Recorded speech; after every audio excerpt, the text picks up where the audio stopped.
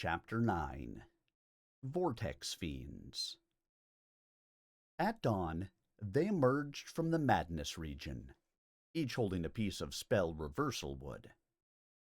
They had traveled tediously, separating Crombie at intervals from his piece of wood, getting his indication of the best immediate route, then returning his chunk to him so that he could perceive threats accurately until the next orientation. Once they were out, they located a reasonably secure roost in a stork-leg tree, setting their pieces of wood in a circle about its spindly trunks so that no hostile magic could approach them without getting reversed. That was not a perfect defense, but they were so tired they had to make do. Several hours later, Bink woke, stretched, and ascended. The centaur remained lodged on a broad branch, his 4 hooves dangling down on either side. It seemed the tree climbing experience during the madness had added a non-magical talent to his repertoire. The magician lay curled in a ball within a large nest he had conjured from one of his vials. Crombie, ever the good soldier, was already up, scouting the area, and the golem was with him. "One thing I want to know," Bink started, as he munched on slices of raisin bread from a loaf Crombie had plucked from a local breadfruit tree. It was a trifle overripe, but otherwise excellent. Crombie squawked. "Is who destroyed the reverse spell tree," Grundy finished. "You're translating again." "I'm not touching any wood at the moment." The golem fidgeted. "But I don't think I'm as real as I was last night, during the madness." "Still, there must be some feeling remaining," Bink said. "It can be like that, approaching a goal. 2 steps forward, 1 back. But you must never give up." Grundy showed more animation. "Say, that's a positive way of looking at it, mushmind." Bink was glad to have given encouragement, though the golem's unendearing little mannerisms remained evident. "How did you know what I was about to ask? About the destruction of—" "You always come up with questions, Bink," the golem said. "So we pointed out the location of the subject of your next question, and it matched up with the tree stump. So we researched it. It was a challenge." That was an intriguing ramification of Crombie's talent, anticipating the answers to future questions. Magic kept coming up with surprises. "Only a real creature likes challenges," Bink said. "I guess so. It's sort of fun, the challenge of becoming real. Now that I know that maybe it's possible, but I still have this ragtag body. No amount of caring can change that. It just means that now I fear the death that will surely come." He shrugged, dismissing it. "Anyway, the tree was blasted by a curse from that direction." He pointed. Bink looked. "All I see is a lake." Then, startled, "Didn't the ogre say something about—" "Fiends of the lake, who hurled a curse that blasted the whole forest," Grundy said. "We checked. That is the lake." Humphrey descended from his tree. "I'd better bottle some of this wood, if I can get my magic to work on it," he said. "Never can tell when it might be useful." "Cast a spell hurling it away from your bottle," Chester suggested from the tree. He too dropped to the ground, after some awkward maneuvering that put his handsome posterior in jeopardy. Centaurs really did not belong in trees. The magician set up his vial and wood and uttered an incantation. There was a flash, a puff of smoke, and a gradual clearing of the air. There sat the vial, forked. There sat the wood. The good magician was gone. Where did he go? Bink demanded. Crombie whirled and pointed his wing directly toward the bottle. "Oh, no!" Bink cried, horrified. His spell reversed all right. It banished him to the bottle. He dashed over and picked it up, jerking out the cork. Vapor issued forth, expanding and swirling and coalescing and forming in due course into the good magician. There was a fried egg perched on his head. "I forgot I was keeping breakfast in that one," he said ruefully. Grundy could hold back his newfound emotion no longer. He burst out laughing. He fell to the ground and rolled about, guffawing. "Oh, nobody knows the trouble he's seen," the golem gasped, going into further paroxysm.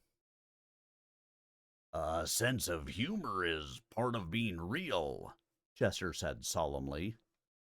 "Just so," Humphrey agreed, somewhat shortly. "Good thing an enemy did not get a hold of the bottle. The holder has power over the content." The magician tried again and again. Eventually, he found the proper aspect of reversal and managed to conjure the wood into the vial. Bink hoped the effort was worth it. At least he knew, now, how the good magician had assembled such an assortment of items.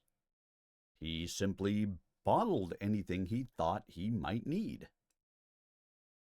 Then, Bink encountered another pile of earth. "Hey, magician!" he cried. "Time to investigate this thing. What is making these mounds? Are they all over Xanth, or just where we happen to be?" Humphrey came over to contemplate the pile. "I suppose I'd better," he grumped. "There was one on the Siren's Isle, and another at our bone camp." He brought out his magic mirror. "What thing is this?" he snapped at it. The mirror clouded thoughtfully, then cleared. It produced the image of a worm-like creature. "That's a wiggle!" Chester exclaimed, horrified. "Are the wiggles swarming again?" "That's not a wiggle," Chester said. "Look at the scale. It's 10 times too large." And in the mirror, a measuring stick appeared beside the worm, showing it to be 10 times the length of a wiggle. "Don't you know your taxonomy? That's a squiggle." "A squiggle?" Bink asked blankly.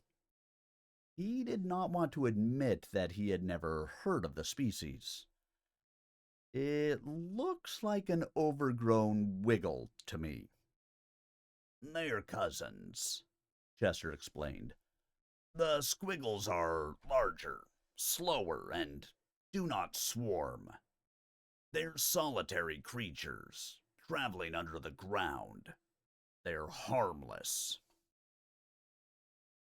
"But the piles of dirt." "I had forgotten about that," Chester said. "I should have recognized the castings before. They eject the dirt from their runnels behind them, and where they touch the surface, it forms into a pile. As they runnel on, the further castings plug up the hole, so there is nothing left except the pile." "But what do they do?" They move about, make piles of earth. That's all. But why are they following me? I have nothing to do with squiggles. Could be a coincidence, Humphrey said. He addressed the mirror. Is it? The mirror's unhappy baby face showed. Someone or something is setting the squiggle to spy on us, then, Humphrey said, and the mirror smiled. The question is, who? The mirror turned dark. The same as the source of magic? Humphrey demanded. The mirror denied it. Bink's enemy, then. And the smiling baby returned. Not the same as the fiends of the lake? Bink asked. The baby smiled. You mean it is the same? Don't confuse the mirror with your illogic, the magician snapped. It agreed it was not the same. Yes, Bink said. Still, if our route takes us past the fiends, we have a problem. With the enemy spying us all the way and throwing obstacles in our way, he's sure to excite the fiends into something dire. I believe you are correct, Humphrey said. It may be time for me to expend some more of my magic. Glory be, Chester exclaimed ironically. Quiet, Hosria, Humphrey snapped. Now, let me see. Do we have to pass the fiends of the lake to reach our destination? The mirror smiled. And the fiends have curse magic sufficient to blast forests. The mirror agreed. What's the most convenient way to pass without trouble? The mirror showed a picture of Bink watching a play. Humphrey looked up. Can any of you make sense of this? Crombie squawked. Where am I? Grundy translated. Let me rephrase the question, Humphrey said quickly. Where is Crombie while Bink is watching the play? The mirror showed off one of the magician's vials. The griffin went into an angry medley of squawks. Oh, come off it, beak brain, the golem said. You know I can't repeat words like that in public. Not if I want to become real. Beak Brain's concern is understandable, Chester said. Why should he be banished to a bottle? He might never get out. I'm supposed to do the translations, Grundy complained, forgetting his prior reluctance. Humphrey put away the mirror. If you won't pay attention to my advice, he informed Crombie, then do it your own way. You temperamental real people are at it again, Grundy said. The rational thing to do is to listen to the advice, consider the alternatives, discuss them, and form a consensus. The little imp is making uncommon sense, Chester said. Which little imp? Grundy demanded. I suspect, the magician said grimly, that the garrulous golem would be best off in a bottle. We're fighting again, Bink said. If the mirror says we can pass the fiends most conveniently by traveling in bottles, I'd rather gamble on that than on the sort of thing we've just been through. You don't have to gamble, Grundy pointed out. You have to go watch a dumb play. I have faith in my mirror, Humphrey said, and the mirror blushed so brightly there was a faint glow through his pocket. To prove it, I will submit myself to bottling. I believe the one Beauregard used is pleasantly upholstered and huge enough for two. Suppose Crombie and Grundy and I enter the bottle and give it to Bink to carry. Then he can ride Chester to the play. I'm willing, Bink said. He wondered privately whether the good magician would take all his other bottles with him into the bottle. That seemed a bit paradoxical, but no doubt was possible. But I don't know exactly where the fiends are, and I'd rather not barge in on them unexpectedly. If we approach carefully, circumspectly, they may be less fiendish. Crombie pointed to the lake. Yes, I know. But where at the lake? At the edge? On an island? I mean, before I innocently walk into a tree-blasting curse. Crombie squawked and spread his wings. His proud colors flashed as he flew up and made for the lake. "Wait, Featherbrain!" Chester cried. "They'll see you by air. That will give us all away." But the Griffin ignored him. They watched Crombie wing handsomely out over the water, his plumage flexing red, blue, and white.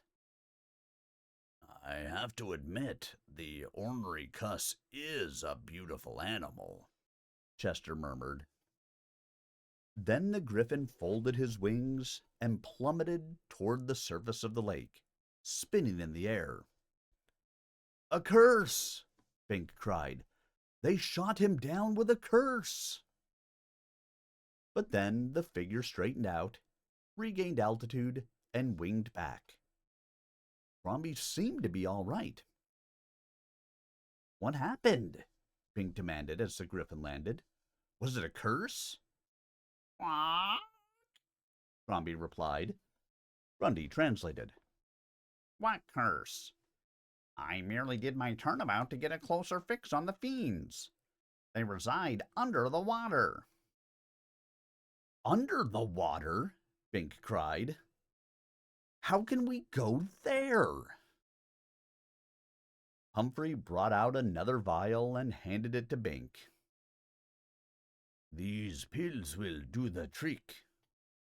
Take one every 2 hours well submerged. It will—" "There's a mound starting!" Chester cried. "A spy!" Humphrey whipped out yet another vial, uncorked it, and aimed it at the upwelling dirt. A jet of vapor streaked out, striking the mound. Crystals of ice formed. The mound froze. "Fire extinguisher," the magician explained. "Very cold. That squiggle is frozen stiff in its tunnel." "Let me kill it while I can catch it," Chester said eagerly. "Wait," Bink said. "How long will the freeze last?" "Only a couple of minutes. Then the squiggle will resume activity with no impairment." "And no memory of the missing minutes?" Bink asked. "It should not be aware of the lapse. Squiggles aren't very smart." "Then don't kill it. Get out of its observation. It will be convinced this was a false alarm, that we were never here. It will so report to its master, throwing the enemy off the track. The magician's brow lifted. Very intelligent, Bink. You are thinking more like a leader now. We shall hide in the bottle, and you and Chester can carry it with you. Quickly, before the freeze abates. The griffin remained uncertain, but acquiesced. The magician set the vial, performed his incantation, and man, griffin, and golem vanished. Grab the bottle! Get on my back! Hang on! Chester cried. Time's almost up! Bink snatched up the lone vial remaining, jumped on Chester's back, and hung on. The centaur took off. In a moment, his hooves were splashing through the shallow water. Give me a pill! Chester cried. Bink fumbled out a pill from the bottle, praying he would not spill the works as he bounced around. He popped one into his mouth and handed the other forward to Chester's raised hand. "I hope these work," he cried. "That's all we need. Another wrong bottle," Chester exclaimed. "Gobble a foaming insulation pill." Bink wished the centaur hadn't thought of that. Insulation? Or freezing extinguisher? Ouch! He glanced back. Was it his imagination, or was the dirt mound growing again? Had they gotten away in time? Suppose the squiggle saw their footprints. Then Chester hit a drop-off, and they plunged underwater. Bink choked involuntarily as the liquid covered his mouth, but the water was just like air to his breathing. In fact, it was like air to his whole body, except for its color. They could breathe. This experience reminded him of something. In a moment, he had it. The Queen's anniversary party. That had been an illusory underwater scenery. Well, this was genuine. Unfortunately, the Queen's version had been prettier. Here, things were murky and dull. Chester plodded on, picking his way carefully through the unfamiliar aquatic environment. Dusky clouds of sediment stirred up around his legs. Curious fish looked the pair over. Chester now held his bow in his hands, in case they should encounter a sea monster. Apart from the tension, it was soon rather dull going. Bink drew out the bottle that held the magician and put his eye to the side. Vaguely, he made out the shapes of a tiny griffin and tinier man. They were in a carpeted room like that of a palace, and were looking at moving pictures in the magic mirror. It seemed very comfortable. Much nicer, in fact, than forging through the murk towards fiends. Another ugly thought came. Suppose he had grabbed the wrong bottle himself and popped the magician into his mouth in lieu of a water-breathing pill. Such things were very scary right now. Bink put the vial in his pocket, reassured that his friends were secure. He wondered what would happen if he shook the bottle violently, but resisted the urge to experiment. "Let's go visit the fiends," he said with false cheer. Shortly, they approached a splendid marine castle. It was formed from seashells, which meant it was probably magical, since few seashells formed in lakes without the aid of magic. Little whirlpools ascended from its turrets. apparently bringing air down to the inhabitants. Instead of a moat, the castle had a thick wall of seaweed, patrolled by vigilant swordfish. Well, let's hope the fiends are kind to travelers, Bink said. There were no bubbles as he spoke. The pill had fully acclimatized him. Let's hope the magician's mirror knew its business, The centaur responded grimly. and that the fiends don't connect the fool Griffin with us, if they saw him. They marched up to the main gate. A behemoth rose out of the muck, mostly mouth. Hold! The behemoth bellowed. Who goes there? It was very proficient and resonant on the long O's. The sound reverberated across the reaches of the cavernous maw. Chester and Bink, travelers, Bink said with some trepidation. We'd like lodging for the night. So? The monster inquired. Then go. Its mouth gaped even more horrendously. Go? The centaur repeated aggressively. We just came. Go. Go. The behemoth reverberated, its orifice gaping so widely that the centaur could have ridden right into it without ducking his head. Chester reached for his sword. Hold. Hold, Bink murmured. I remember.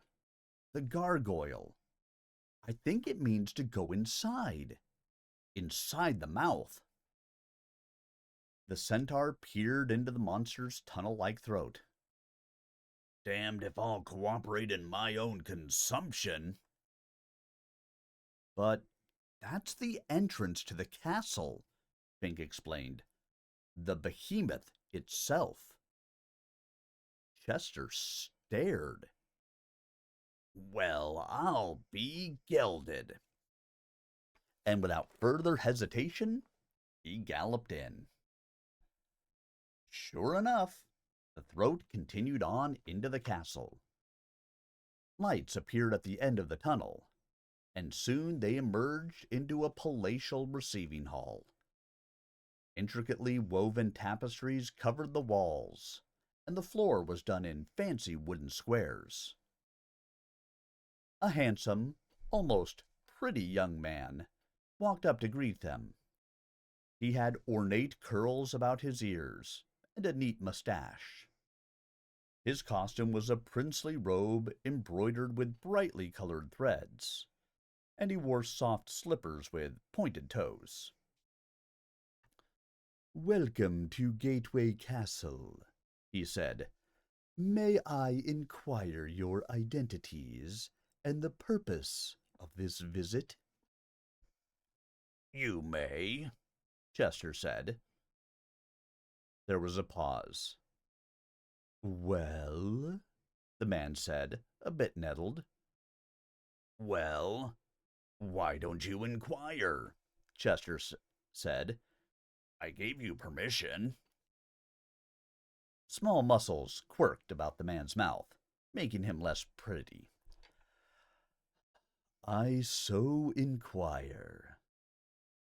I am Chester Centaur, and this is my companion, Bink. He's human.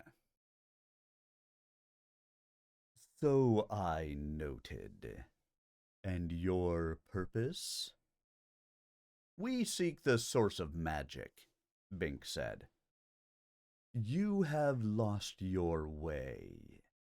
It is at the Amazon village, some distance north. But the direct route is hazardous to your sanity. We have been there, Bink said. That is not the ultimate source, but merely the upwelling of magic dust. What we seek lies below. According to our information, a more convenient route passes through this castle. The man almost smiled. Oh, you would not care for that route. Try us and see. This is beyond my cognizance. You will have to talk with the lord of the manor. Good enough, Bink said.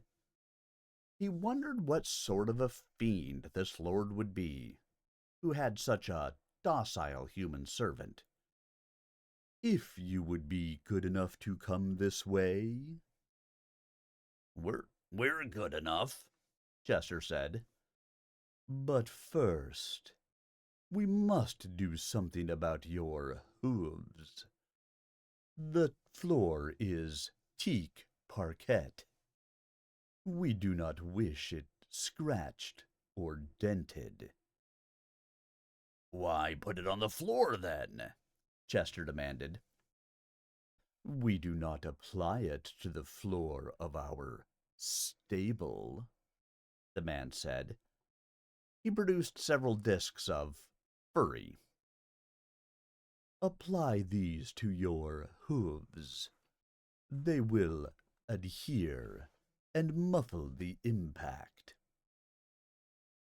How about wearing one of these on your mouth? Chester demanded. It's a small concession, Bink murmured. Chester's hooves were sound, since the healing elixir had eliminated all damage to the centaur's hind end, but they were hard enough to leave an imprint. Humor the poor man. The fiends are probably very strict about such things, and punish their servants for violations. With imperfect grace, Chester pressed his hooves one at a time onto the felt discs. The material clung to them, and it made the centaur's footfalls silent. They moved through an elegant hall, descended carpeted stairs, and entered a small chamber. There was barely room for Chester to stand. If this is your main hall, he began. The man touched a button. The door slid closed. Then abruptly, the room moved.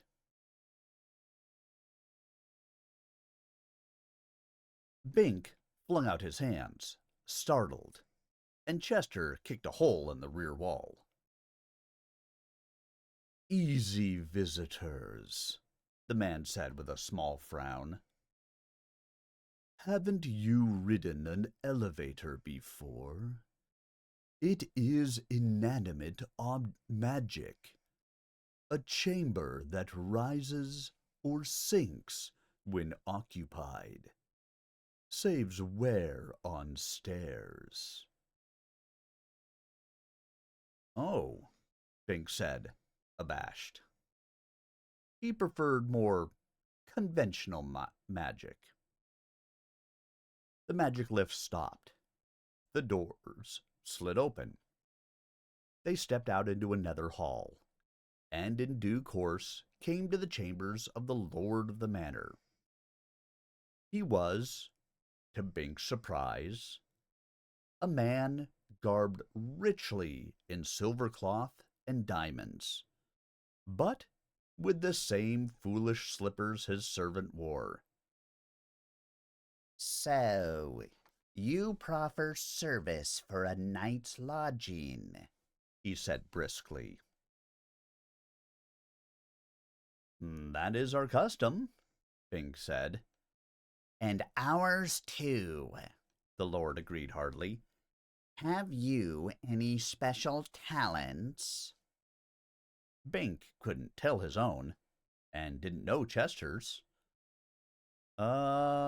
Not exactly.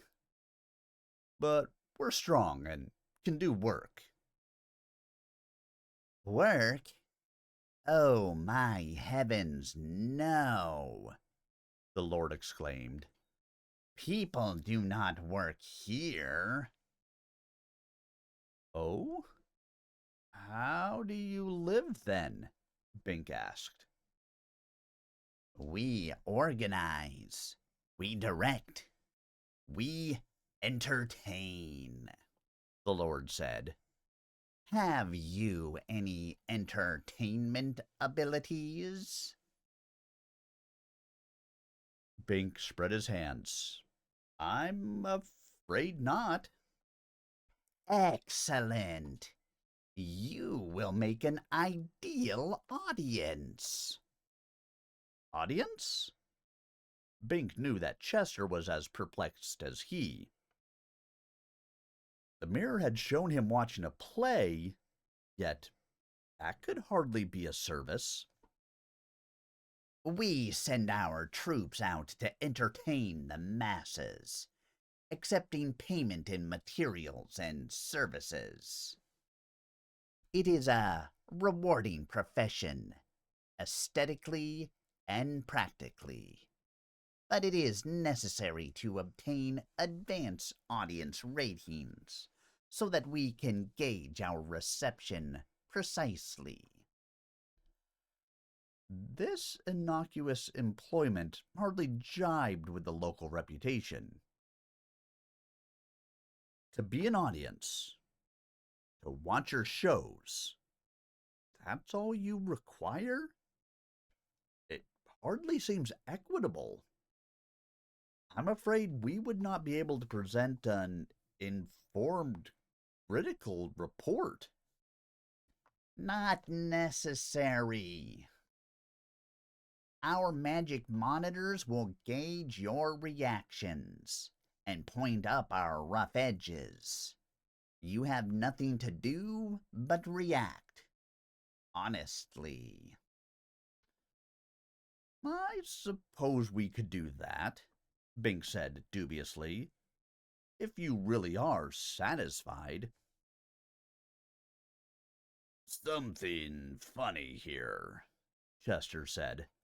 How come you have a reputation as fiends? That's not diplomatic, Bink murmured, embarrassed. Fiends? Who calls us fiends? The Lord demanded. The ogre, Chester replied. He said you blasted a whole forest with a curse. The Lord stroked his goatee. The ogre survives? Chester, shut up, Bink hissed. But the centaur's unruly nature had taken control. All he was doing was rescuing his lady ogre, and you couldn't stand to have him happy, so... Ah, yes, that ogre. I suppose to an ogre's way of thinking we would be fiends. To us, crunching human bones is fiendish. It is all in one's perspective. Apparently, the centaur had not antagonized the Lord, though Bink judged that to be sheer luck. Unless the Lord, like his troupe, was an actor, in which case there could be serious and subtle trouble. This one is now a vegetarian, Bink said. But I'm curious. Do you really have such devastating curses? And why should you care what an ogre does? You really don't have cause to worry about ogres here under the lake. They can't swim. We do really have such curses, the Lord said. They constitute group effort, the massing of all our magic. We have no individual talents, only individual contributions toward the whole. Bink was amazed. Here was a whole society with duplicating talents. Magic did repeat itself. We do not employ our curses haphazardly, however. We went after the ogre as a professional matter. He was interfering with our monopoly. Both Bink and Chester went blank. Your what? We handle all formal entertainments in southern Xanth. That bad actor blundered into one of our sets and kidnapped our leading lady. We do not tolerate such interference or competition. You used an ogress for a leading lady? Bink asked. We used a transformed nymph, a consummate actress. All our players are consummate, as you shall see. In that role, she resembled the most ogre-like ogress imaginable. Absolutely horrible. He paused, considering. In fact, with her artistic temperament, she was getting pretty ogre-like in life. Prima donna. Then the ogre's error was understandable. Perhaps, but not tolerable. He had no business on that set. We had to scrub the whole production. It ruined our season. Bink wondered what reception the ogre would encounter as he rescued his ideal female. An actress, in ogress guise, actually from the castle of the fiends. What about the reverse spell tree? Chester asked. People were taking its fruit and being entertained by the reversal effects. We did not appreciate the competition, so we eliminated it. Chester glanced at Bink, but did not speak. Perhaps these people really were somewhat fiendish. To abolish all rival forms of entertainment? And where did you say you were traveling to? The Lord inquired. To the source of magic, Bink said. We understand it is underground, and that the best route leads through this castle. I do not appreciate humor at my expense, the Lord said, frowning. If you do not wish to inform me of your mission, that is certainly your privilege. But do not taunt me with an obvious fabrication. Bink had the impression that obviousness was a worse affront than fabrication to this person. Listen, fiend, Chester said, bridling in most obvious fashion. Centaurs do not lie. Let me handle this, Bink said quickly. There is surely some misunderstanding. We are on a quest for the source of magic, but perhaps we have been misinformed as to its access. The Lord mellowed. That must be the case. Below this castle lies only the vortex. Nothing that goes that route ever returns. We are the gateway. We straddle the vortex, protecting innocent creatures from being drawn unwittingly into that horrible fate. Who informed you that the object of your quest lay in such a direction? Well, a magician. Never trust a magician. They're all up to mischief. Maybe so, Bink said uneasily, and Chester nodded thoughtfully. He was very convincing. They tend to be, the Lord said darkly. Abruptly, he shifted the subject. I will show you the vortex. This way, if you please. He led the way to an interior panel. It slid aside at his touch. There was a glistening wall of glassy substance. No, not glass. It was moving. Fleeting irregularities showed horizontally. Now, Bink could see through it somewhat vaguely, making out the three-dimensional shape. It was a column, perhaps twice his arm span in diameter, with a hollow center. In fact, it was water, coursing around in circles at high speed, or in spirals, going down. A whirlpool, Chester exclaimed. We are looking at the nether column of a whirlpool. Correct, the Lord said with pride. We have constructed our castle around it, containing it by magic. Substances may pass into it, but not out of it. Criminals and other untoward persons are fed into its maw to disappear forever. This is a most salutary deterrent. Surely so. The mass of moving fluid was awesome in its smooth power, and frightening.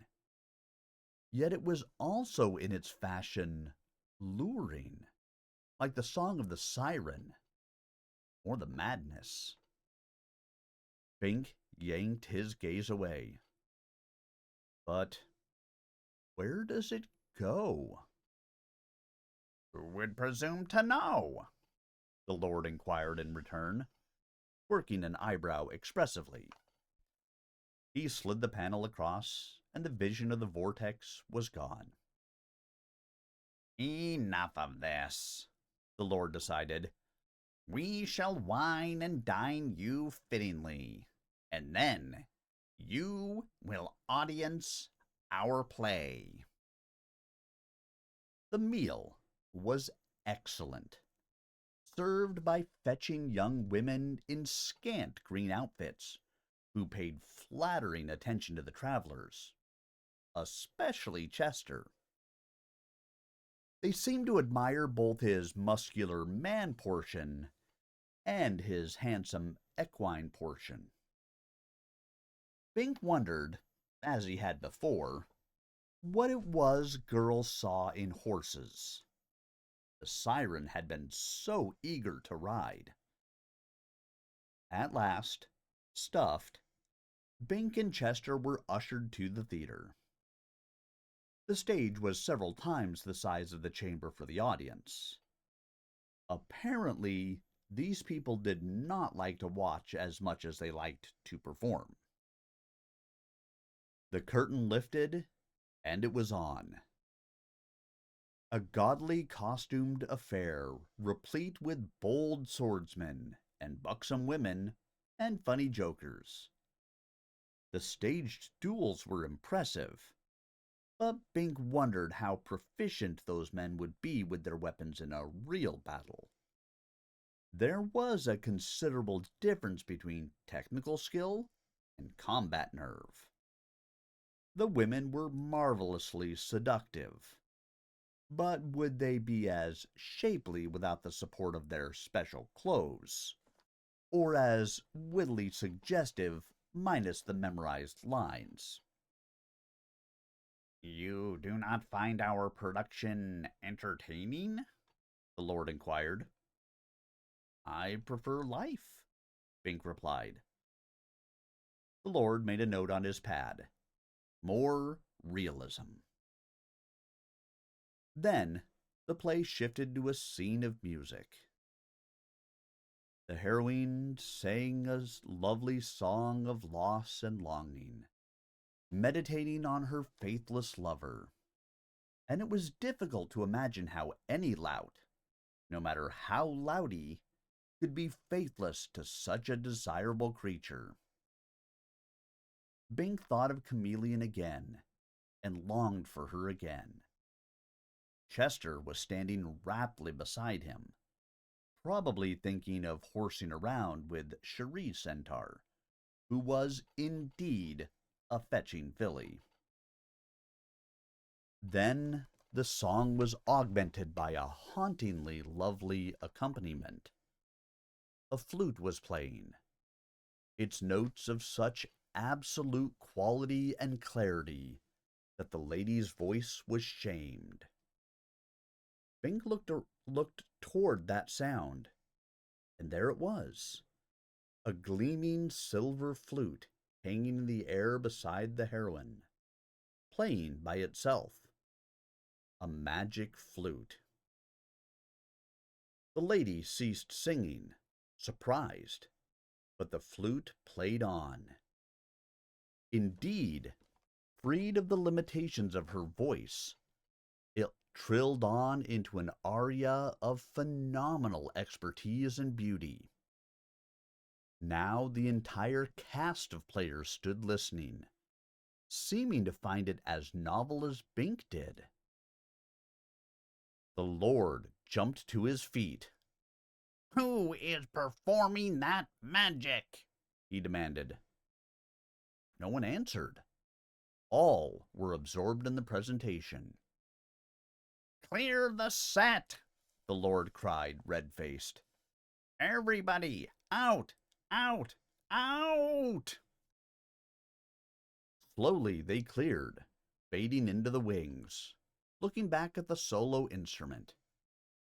The stage was empty, but still the flute played, performing a medley of melodies, each more lovely than the one preceding.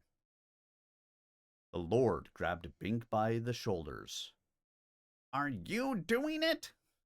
he demanded, seeming about ready to choke. Bink tore his attention from the flute. "I have no magic like that," he said. The Lord hauled on Chester's muscular arm. It must be yours then." Chester's head turned to face him. What? he asked, as if coming out of a reverie. In that instant, flute and music faded. "Chester!" Bink exclaimed. "Your talent!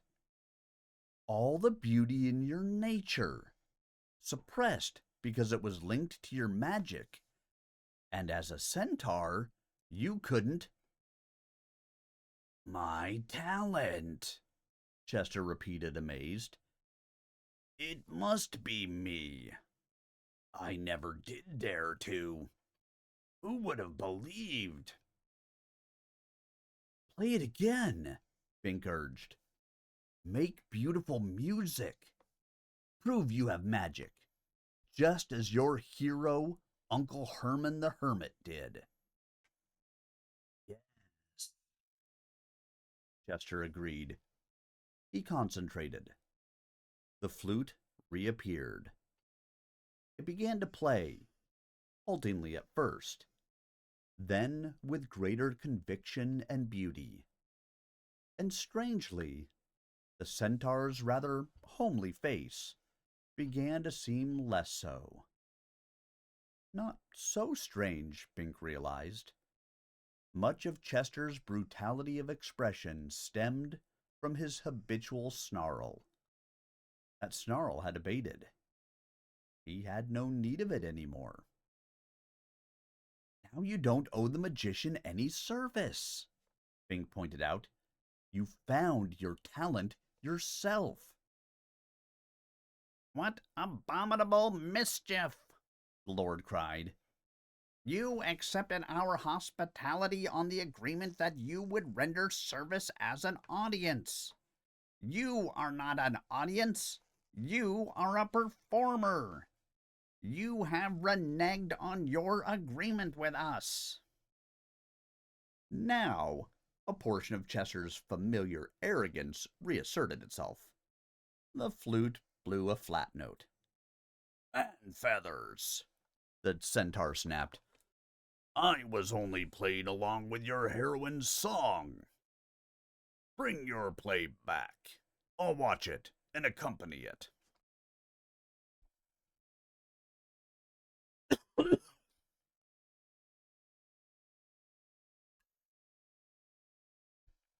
Hardly, The Lord said grimly.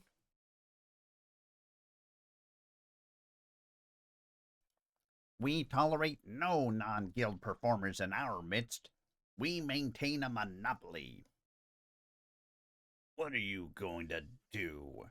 Chester demanded. "Throw a fit? I mean a curse?" I wouldn't, Bink cautioned his friend. I'll not tolerate such arrogance from a mere half-man, The Lord said.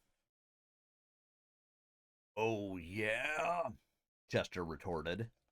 With an ease and insulting gesture, he caught the man's shirt front with one hand and lifted him off the floor. Chester, we're their guests, Bink protested. Not any more, The Lord gasped. Get out of this castle before we destroy you for your insolence. "My insolence for playing a magic flute?" Chester demanded incredulously. "How would you like that flute up your—" Chester! Bink cried warningly. Though he had considerable sympathy for the centaur's position, he invoked the one name that had power to restrain Chester's wrath. Cherie wouldn't like it if you... "Oh, I wouldn't do it to her," Chester said, reconsidering. "Not with a flute." All this time, the centaur had been holding the Lord suspended in air. Suddenly, the man's shirt ripped and then fell ignominiously to the floor. More than ignominiously, he landed in a fresh pile of dirt. Actually, this cushioned his impact, saving him from possible injury. But it multiplied his rage. Dirt, The Lord cried. this animal dumped me in dirt. "Well, that's where you belong," Chester said. "I really wouldn't want to dirty my clean silver flute on you." He glanced at Bink. "I'm glad it's silver and not some cheap metal. Shows quality, that flute." Yes, Bink agreed hastily. Now, if we can leave... What's dirt doing on my teak parquet? The Lord demanded. There was now a crowd of actors and servants about him, helping him up, brushing him off, fawning. "The squiggle," Bink said, dismayed. It found us again. Oh, it's a friend of yours, The Lord cried, proceeding dramatically from rage to rage. I should have known. It shall be the first to be cursed. And he pointed one finger, shaking with emotion, at the pile. All together now. A 1, a 2, a 3. Everyone linked hands and concentrated. At the count of 3, the curse came forth, like a bolt of lightning from the Lord's finger. All lightning. It formed into a glowing mass the size of a fist, and drifted down to touch the dirt. At contact, it exploded, or imploded.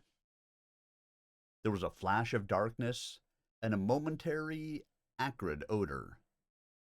Then the air cleared, and there was nothing. No dirt, no squiggle, no flooring in that region. The Lord glanced at the hole with satisfaction. That's one squiggle that will never bother us again, he said. Now for you, half-man. He raised his terrible finger to point at Chester. A 1, a 2. Bink dived across, knocking the man's arm aside. The curse spun off and smashed into a column. There was another implosion of darkness, and a chunk of the column dissolved into nothingness. Now see what you've done, the Lord cried, becoming, if possible, even more angry than before. Bink could not protest. Probably his talent had been responsible for the seemingly random shot. The curse had to destroy something, after all. Bink himself would be immune, but not Chester. Let's get out of here, Bink said. Give me a ride out of range of those curses. Chester, about to draw his sword, reconsidered in mid-motion. That's right. I can take care of myself, but you're just a man. Come on. Bink scrambled to saddle the centaur's back, and they leaped away just as the Lord was leveling another curse. Chester galloped down the hall, his feet oddly silent because of the hoof pads. The fiends set up a howl of pursuit. Which way is out? Bink cried. How should I know? That's Birdbeak's department. I'm only a former guest of the fiends. Good old Chester. All prickle and performance. We're somewhere upstairs, Bink said. Except they don't use stairs. We could break a window and swim. He reached into his pocket, feeling the bottle that contained Crombie, Grundy, and the magician. He fumbled until he found the one containing the water-breathing spell pills. Couldn't afford a mistake now. We'd better take new pills. It's been over 2 hours. They gulped their pills on the run. Now they were ready for the water. If they could find it. They had left the pursuit behind for the moment. No man on foot could match the speed of a centaur. Bink had a second thought. We don't want to go out. We want to go down into the nether region, to the source of magic. Where they tried to scare us away from, Chester agreed. He spun about as neatly as he had when dodging exploding pineapples, his 2 front feet down so that fore and hind sections rotated about the axis. Then he cantered back the way they had come. Hold up, Bink screamed. This is suicidal. We don't even know where the entrance to the vortex is.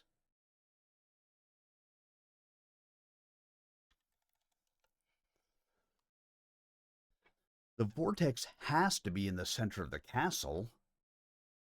Matter of architectural stability, Chester said. Besides which, I have a fair directional sense of my own. I know roughly where it is from here.